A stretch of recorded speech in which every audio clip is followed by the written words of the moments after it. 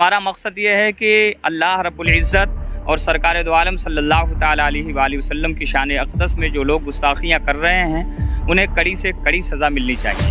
अब जैसे मुसलमान ये राम राम चिल्लाएंगे, ये अभद्र भाषा, सब जानते हैं कि भाई सबका हक बराबर है।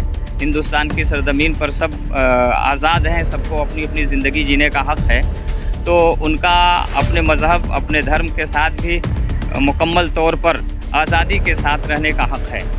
वो बोल के चले जाते हैं, उन्हें गिरफ़्तार भी नहीं किया जाता। हम आवाज़ भी उठाते हैं, हम उनको गिरफ़्तारी के लिए कहते हैं कि उन्हें गिरफ़्तार किया जाए, तो उन्हें चंद घंटों के बाद छोड़ दिया जाता है। हमें दूसरी कंट्री से कोई कुछ नहीं किया ना, पाकिस्तान क्या कर रहा है, अफगानिस्तान क्या कर रहा है, सऊदी क्या कर रही है, हमें किसी मतलब नहीं है। हमें तो अपने हिंदुस्तान से मतलब, हमें हिंदुस्तान में जीना, हमें हिंदुस्तान में मरना और जीना रहना सब यही है।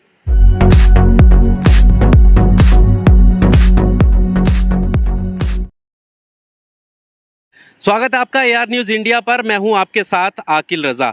एक पोस्टर में आह्वान किया गया था कि सभी लोग एकत्रित हों और आवाज़ उठाएं जो इस दौर में चल रही है। किस चीज़ को लेकर कहा गया था वो मैं आपको बता देता हूं, जिसमें पोस्टर में लिखा है कि अल्लाह ताला की बारगाह में शदीद गुस्ताखियाँ। दूसरे नंबर पर है हमारे नबी सल्लल्लाहु अलैहि वसल्लम की शान में कई सालों से हो रहे हमले, यानी उनको लेकर कई टिप्पणियाँ जो अभद्र भाषा का इस्तेमाल हुआ है उसके खिलाफ। तीसरे नंबर पर लिखा है कि बाबरी मस्जिद की शहादत के बाद कई मस्जिदों की शहादत और कई मस्जिदों को शहीद करने की तैयारी। और चौथे नंबर पर मुसलमानों की बढ़ती मॉब लिंचिंग के वाकयात। यानी ये कुछ पॉइंट हैं जिनको लेकर प्रोटेस्ट बुलाया गया था 12 बजे आज जंतर मंतर पर, लेकिन जो प्रोटेस्टर्स थे उनको डिटेन कर लिया गया है। कुछ लोग मेरे साथ हैं, इनसे मैं इन सारे मसलों पर बात करता हूं, क्योंकि धीरे धीरे जिस तरह से देश में मॉब लिंचिंग की जो घटनाएं सामने आ रही हैं उसको लेकर भी प्रोटेस्ट ये रखा गया था। सर, आपके जो साथी हैं वो तो डिटेन हो चुके हैं, क्या कहना चाहते हैं, क्या कहना चाहते थे यहाँ पर जंतर मंतर पर आकर? मेरा नाम आफ्ताब आलम कादरी बरकाती है।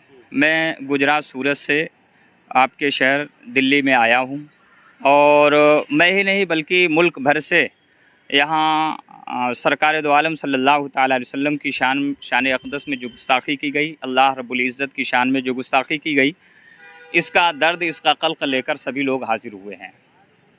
जब हम अपील करते हैं तो हमारी आवाज़ सुनी अनसुनी कर दी जाती है, यानी कोई सुनवाई नहीं होती।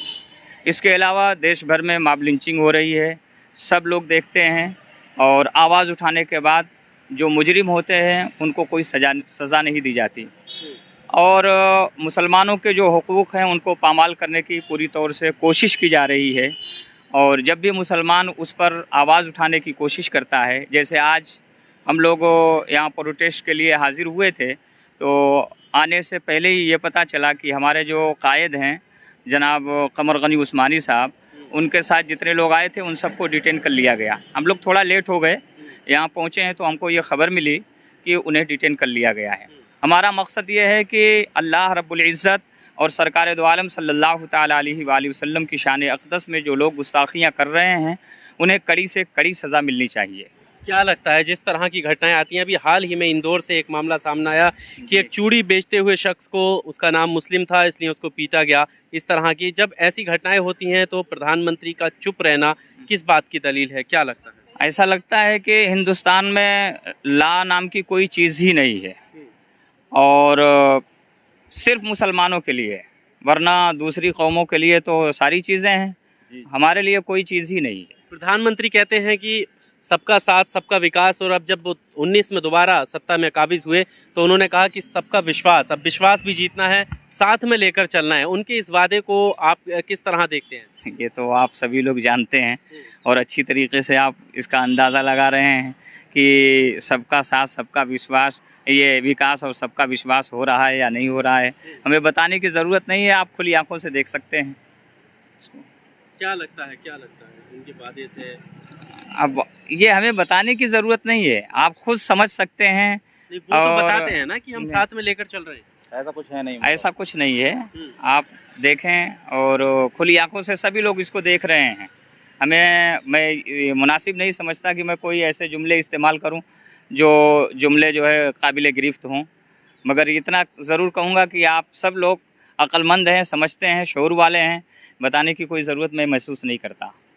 अच्छा, आप जिस तरीके से जैसे अभी आप प्रोटेस्ट करने आए हैं, जी ये भी आरोप लगते हैं कि जब हम लोग अपने मुद्दे उठाते हैं, आवाज़ उठाते हैं तो हमको रोका जाता है, बाकी लोग आवाज़ उठाकर चले जाते हैं। अभी पिछले दिनों जंतर मंतर पर ही जी। नारेबाजी की गई थी और बहुत ही अभद्र भाषा का एक कम्युनिटी के खिलाफ जो है नारेबाजी की गई, तो वो लगातार करते रहे थे और पुलिस की मौजूदगी में ऐसा हुआ था और आप लोग जैसा अभी आपने बताया कि आपके साथी चले गए, तो इस तरह की घटनाओं को कैसे देखते हैं? साफ तौर पर आप ये समझ लें कि हमारे साथ क्या सलूक किया जा रहा है। अगर जमहूरियत बाकी रहती और जो हमारे हुकूक हैं उन हुकूक को समझा जाता तो जो उनके लिए जो खुली छूट दी जा रही है फ़ौरन उन्हें गिरफ़्तार किया जाता।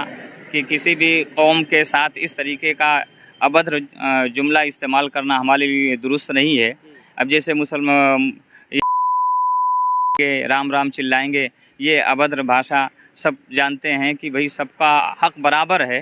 हिंदुस्तान की सरजमीन पर सब आज़ाद हैं, सबको अपनी अपनी ज़िंदगी जीने का हक़ है।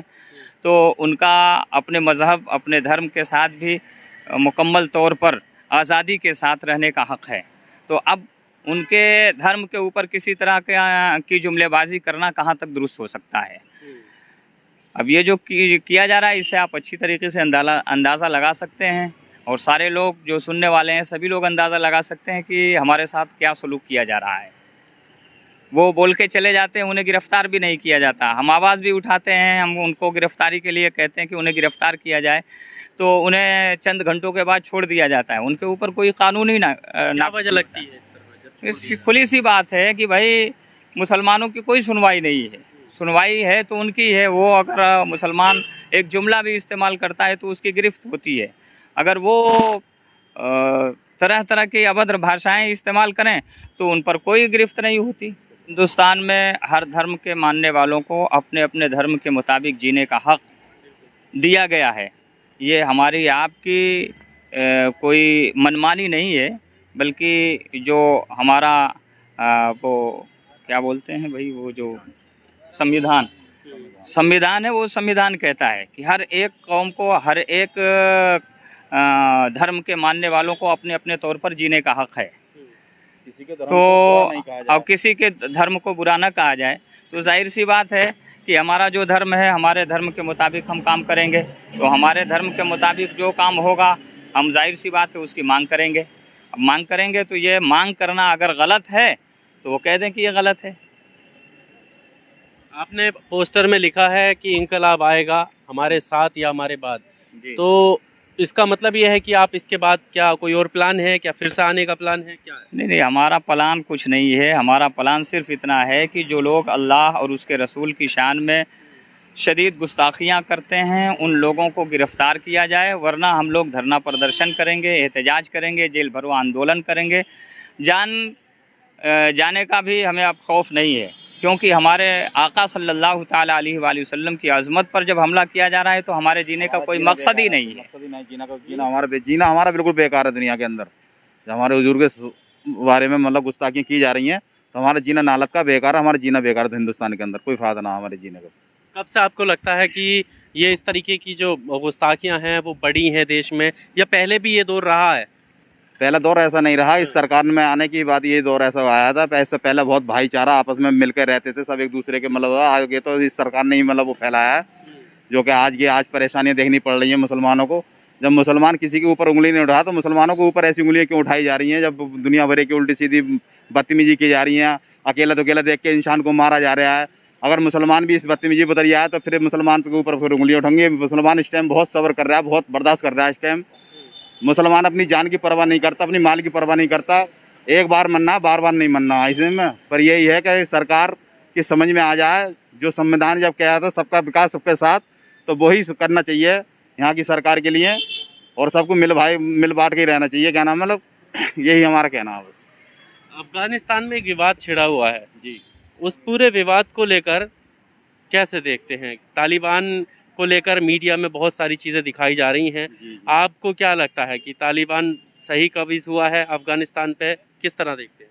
देखो, उससे तो हमें अपने देश से मतलब है, हम बाहर के देश से किसी कंट्री से कोई मतलब नहीं है। हम तो सिर्फ यहाँ की लड़ाई लड़ेंगे, यहाँ रहेंगे, और हिंदुस्तान सबका है और सबका रहेगा, और सभी रहेंगे इसमें। हिंदू मुस्लिम सिख ईसाई सभी आपस में सब मिल कर रहेंगे, और नहीं यहाँ से कहीं जाने वाले, और यहाँ सबका साथ ही है। मतलब हमें दूसरी कंट्री से कोई कुछ नहीं कहना, पाकिस्तान क्या कर रहा है, अफगानिस्तान क्या कर रहा है, सऊदी क्या कर रही है, हमें किसी मतलब नहीं है। हमें तो अपने हिंदुस्तान से मतलब, हमें हिंदुस्तान में जीना, हमें हिंदुस्तान में मरना और जीना रहना सब यही है।